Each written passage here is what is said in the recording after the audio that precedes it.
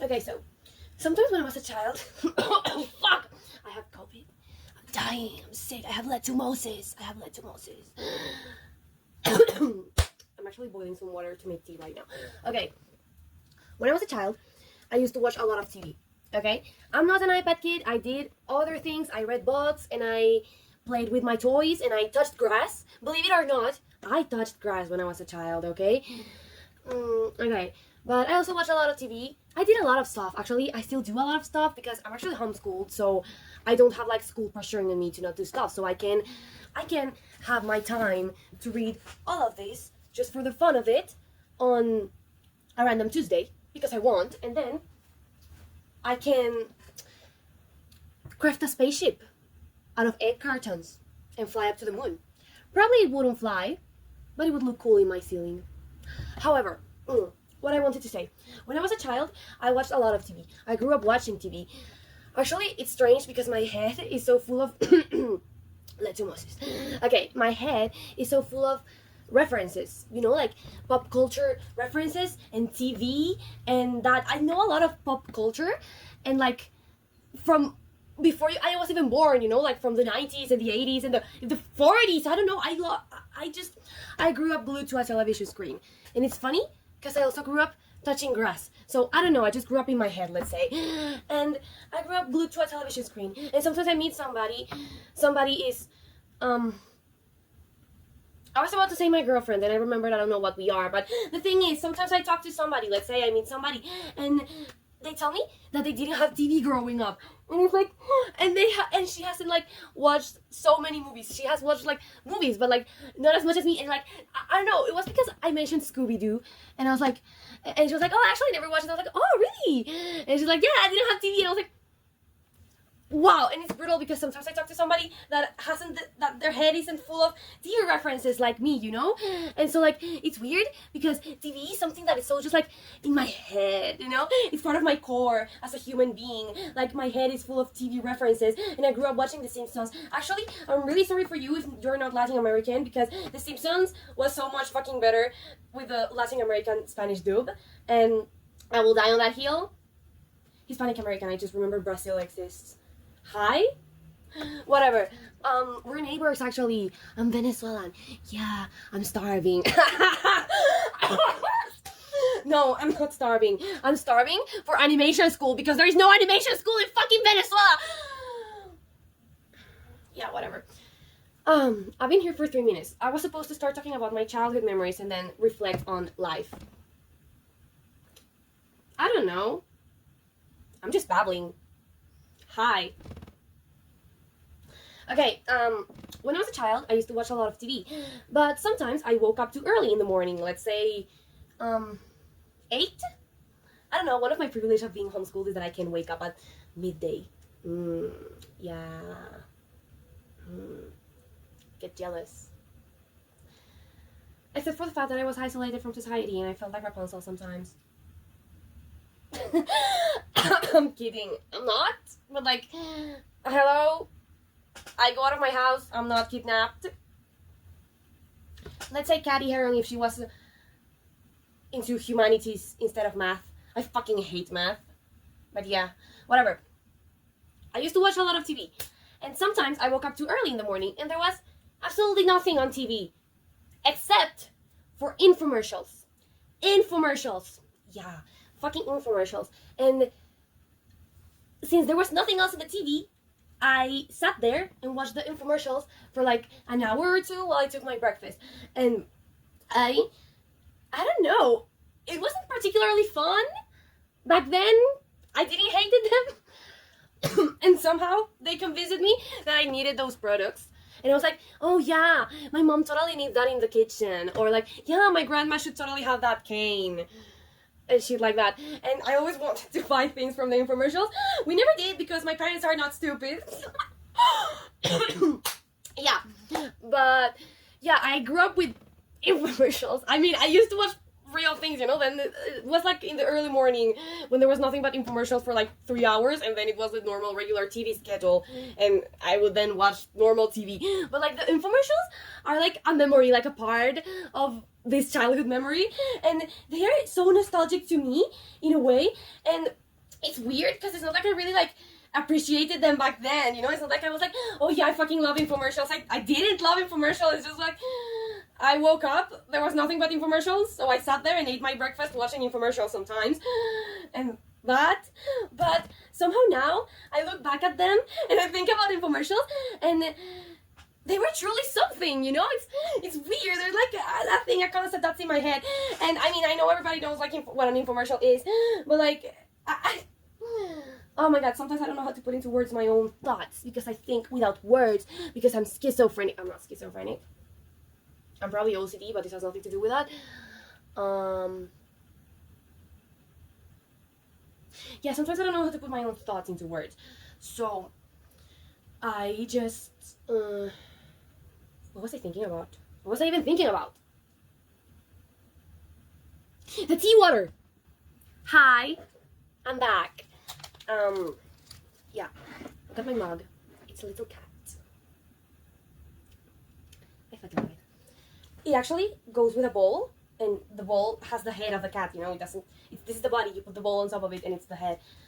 It's on the sink, sitting in water and soap and the rest of my lunch. So, I don't want to wash the dishes now. I just let them there for hours, until like 10 p.m. and I wash them. I don't know, until the latest I can, you know? I hate washing the dishes. And it's funny because when my mom is home and we eat and then she's like, wash the dishes? And I'm like, okay, I will. But like, in an hour? Let me rest? Like, I don't, it's so much effort and I just ate and I just want to lay down and rest. Okay, I just don't, right now, I just didn't eat. I ate like 2 hours ago, but I'm home alone. So, this is my place, these are my rules. I'm gonna wash the dishes at 11 p.m. And then my parents are gonna come back home at like 1 a.m. I don't know. My family owns a bookstore, and so they work there and stuff, but they always close really late. Sometimes I go, sometimes I don't. I don't like to work. It's too much effort to like talk to their clients and stuff. It's annoying. Sometimes they say shit. I mean, I like to go there because I also meet interesting people. Okay, so it's strange, you know. It's not like all negative or all positive, but it's just like I don't go every day because I don't like to go every day because it's too much stress. And when I go, I don't like work. I don't know the prices of the books, and sometimes I help with the things like put a book in its place or serve coffee, but like I don't know the prices of the books or shit. And I hate talking to cifrinas. I fucking hate it when somebody comes like, oh my god, chama sa, tipo, no trabajo, no afecta el mati. But yeah, whatever. I still like going there. I really, really love that place. Yes, I'm cleaning that with my thing. I haven't showered today. I haven't showered in 2 days. I'm not really gonna post this in YouTube. Why not? Who's gonna watch it? Nobody. So, yeah. Yeah. What was I saying? The bookstore. Oh, yeah, I fucking love that place.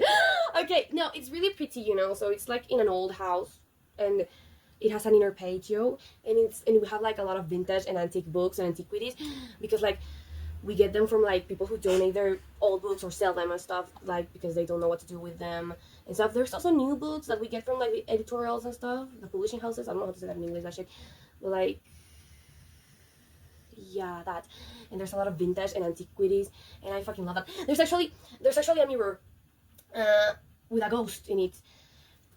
You know that in cultures, in a lot of them, there are strange beliefs about souls and mirrors and stuff. And for example, I don't know, in the Victorian era, when somebody died in a house, they covered all of the mirrors with blankets, so the soul of the person wouldn't get trapped in one of those mirrors as they went to the other side, you know. So yeah, that. Well, there's a mirror that's like from an old house. We got it from a second-hand store, and I look at the window because I feel like I've been looking at my face for a really long time, and I start to disassociate this, and it feels like weird. So I need to like look at another place and get back to the fact that I am me and that I'm in first person, you know. But yeah, what was I saying? The second hand store and the mirror in the second hand store.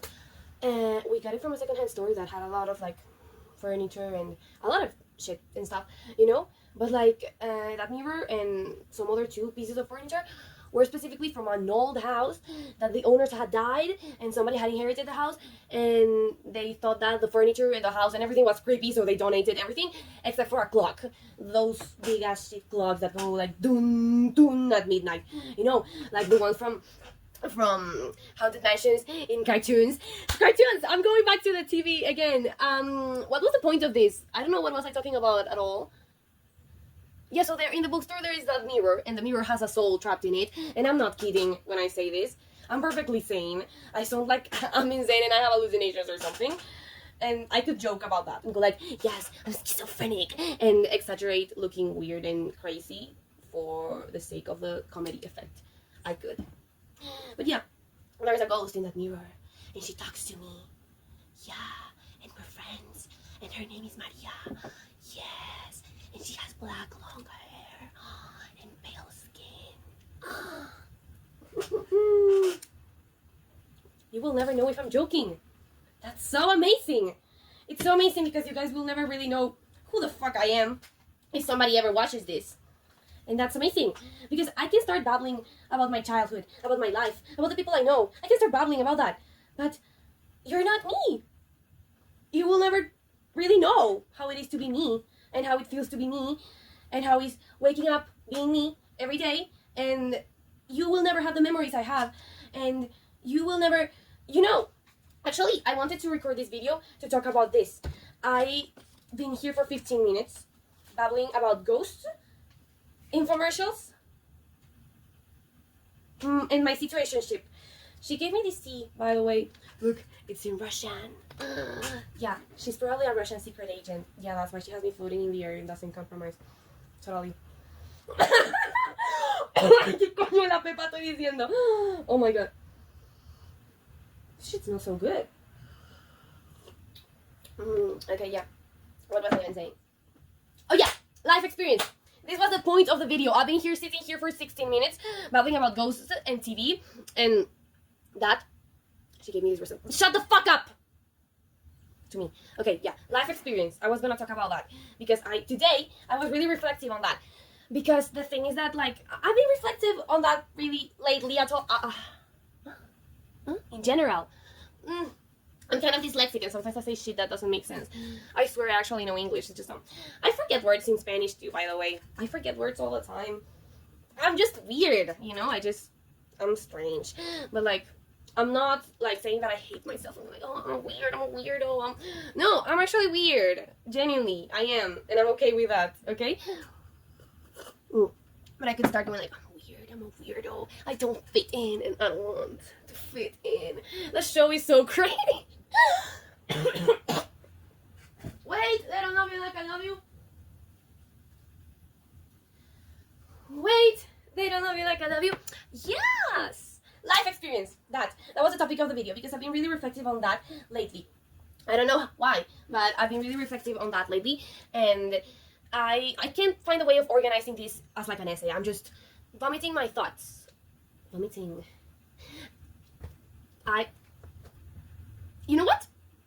I'm gonna leave that as a fucking mystery. In 16 years, somebody is gonna find this video and they're gonna see that I'm like vomiting, and then I'm like trying to show something here, and then I'm like, you know what? I won't. So yeah, that's gonna be a mystery. You'll never know what I got excited about talking about vomit. Okay. This is so funny. I'm loving this. Okay. Life experience. So, I've been really reflective on that lately. I don't know why. I've always been really reflective on everything. Sometimes I used to look at a wall and sit there and think. And I got to philosophical conclusions that are like so important from an author from 2,000 years ago. And I didn't know that author when I was like, I don't know, 5. And then I talked to my dad and I told him that. And he talked to me about that author and he was like, and this and that. And I was like, oh, fine.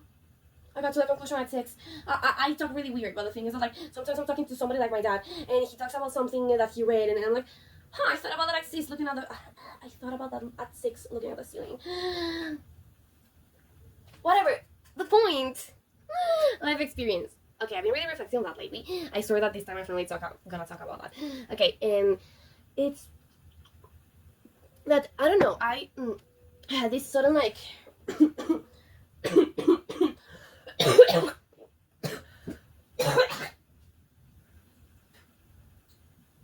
yeah.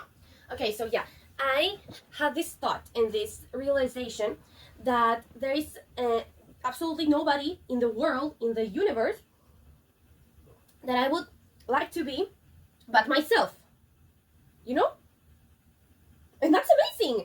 You know, it's not because I'm like the most perfect human being on the earth. I actually am. I'm kidding.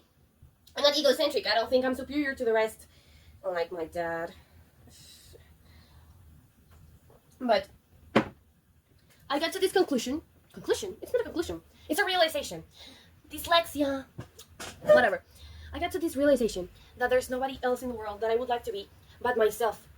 Because, like, you know, my life and in your life, if there's somebody that clicked this video and is watching this someday, ever, today, tomorrow, in 24 years, my life and your life, my life experiences are completely mine and unique, and nobody in the world has the same life experiences as me, because there are things and there are always similarities you can have with other people, and you can always share things like, this is like when this and that, and sometimes that, but nobody is you, nobody is in your head, nobody has lived all of the things that you have lived, and nobody has thought all of the things that you have thought.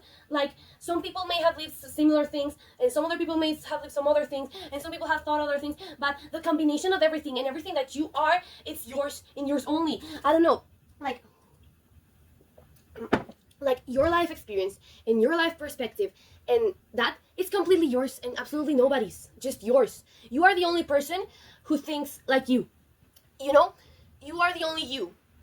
You're the only one of you, maybe that's the fun of you. I'm the only one of me, maybe that's the fun of me, and I promise that nobody's gonna love you like me. Actually, yes, because you can never love somebody the same as you love another somebody. Doesn't mean that you love them more or less. It's just that it's always different, because since everybody is different, the way that you love somebody or somebody loves you will always be different, and it can never be the same. And it's amazing because it doesn't mean that it will be worse or it will be better. It's just different, and it always will be different. And that's amazing. Everybody's different. Oh, I hope somebody gets this. And if not, I don't care, because I get it. And that's everything that matters. Because I just realized that nobody will get me 100% as I get myself, and that it's fine. It doesn't mean that other people will never understand anything of me, or that people never understand me and nobody understands me. Oh, I'm so special, snowflake. That's not true. I mean, there are people who understand me. Russian secret agent. My best friends understand me, and my sibling understands me. I always say that the person that understands me the most, I always say that my sibling is the second person that most understands me in the world. And the first one is me, because me and my sibling grew up together, okay? But like, of course, but we're like Deeper and Mabel. We're like really close. We're like twins. We're not really twins. They are like a year and a half older than me, but we are like twins. And actually, all of our lives, people have thought that we are twins. And we are really close, not just because we grew up together, but because we're also like, they were my best friend for a long, long time, and my only friend when I was a child. It depends on the time. I was really friendly as a child. Doesn't matter. The thing is, me and my sibling are really close, but like, still, my sibling will never understand me 100%. I say they understand me like 90%, because like, they are not me, and they have things in their head that I don't know about, and that they have thought that are completely theirs. And I have things in my head that I have thought that are completely mine, and I have feelings of mine that are completely mine. There are some things that just are yours, you know? There are things you share with other people, there are things you share with other certain people and stuff, but the collection and the combination of everything is only yours. Like, only you have the perspective of life that you have, like the way that you perceive it, and you remember things and you feel things. It's only yours and nobody else's. Nobody has the same perspective as you. I mean, I'm talking about like generalizing, because like then I could just start talking like, but I hope I'm making myself being understood, because like, nobody is you. Nobody's in your head. Nobody, you know, like, my memories are completely mine. Like, I mean, I have shared memories with it, but like, everything that, like, the things that are special to me are mine, because like, I mean, I may have this memory shared with, like, I don't know, my sibling or this friend, and the memory that I have with my friend, I don't have it with my sibling, and vice versa. But then, both memories, I have them in me, and they are both important to me, and they are both mine. And at the same time, I have memories that are just, I don't know, mine, you know? I have things that are special to me, and they may mean absolutely nothing and be absolutely worthless to I don't know, some random stranger walking there on the street. I hope there's a random stranger walking on the street right now, so this actually makes sense. But whatever.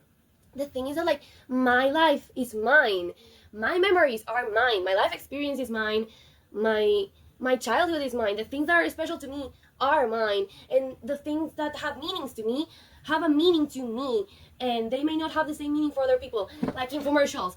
They have this meaning to me.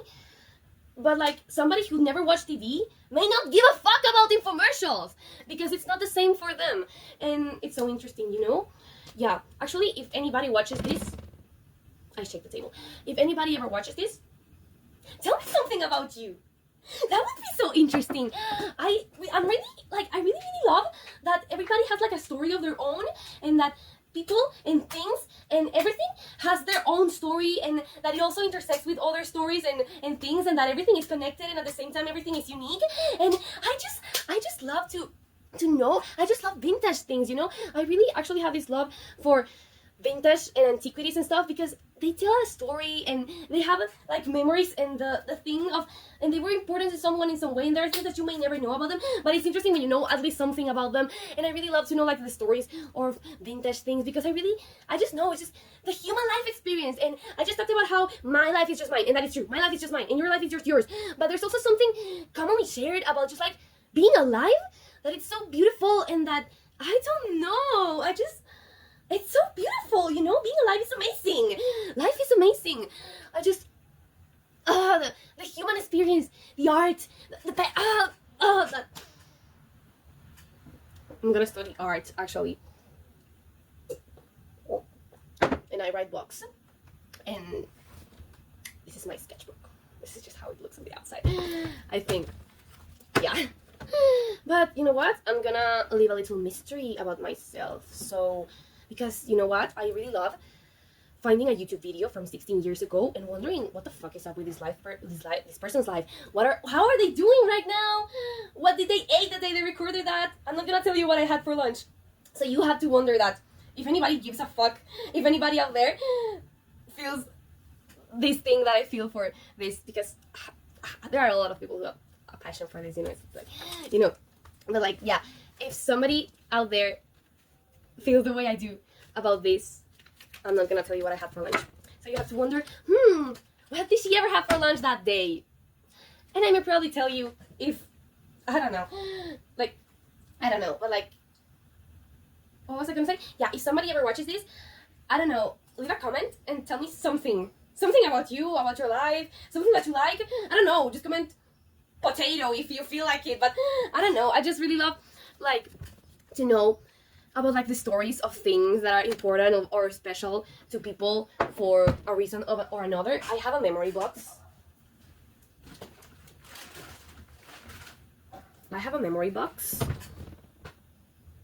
Of things that I have saved and that mean something to me, but maybe somebody in 70 years won't understand what this is, who gave it to me, why I have it, and what it means to me.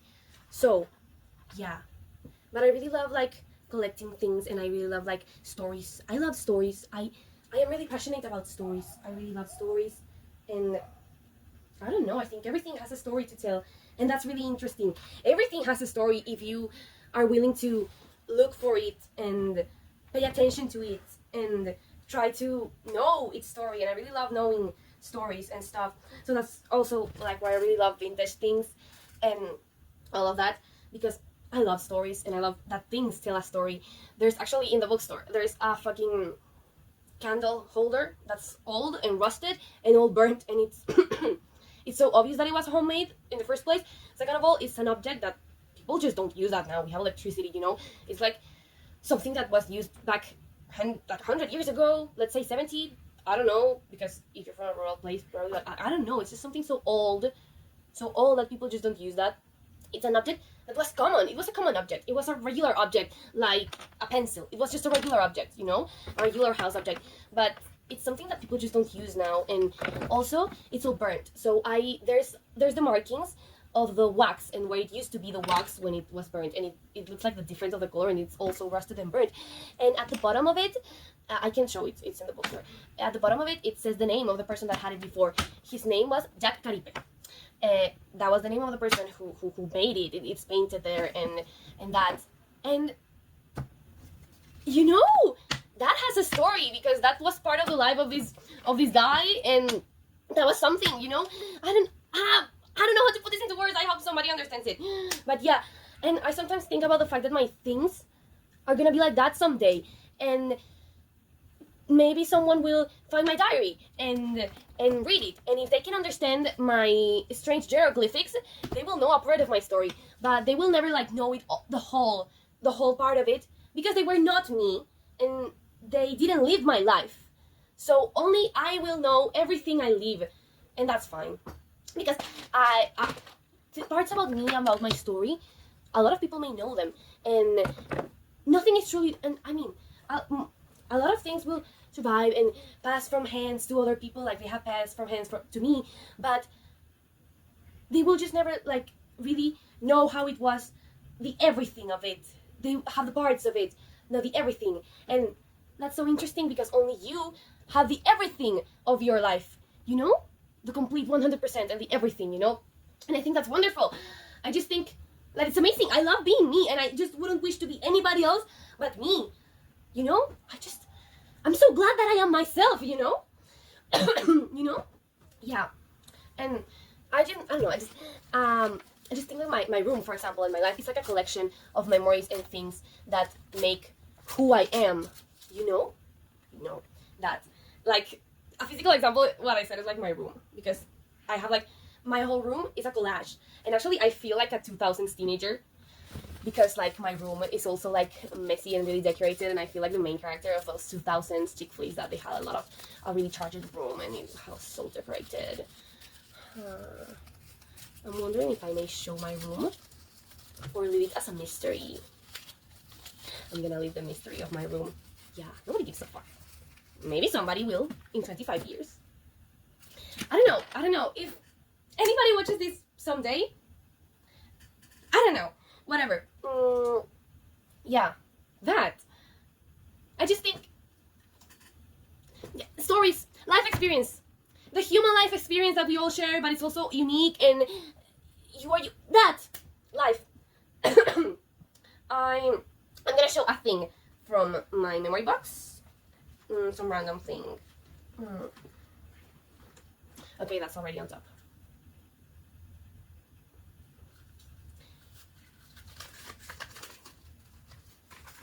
Little fox, I am awful. Stay away from me. No context.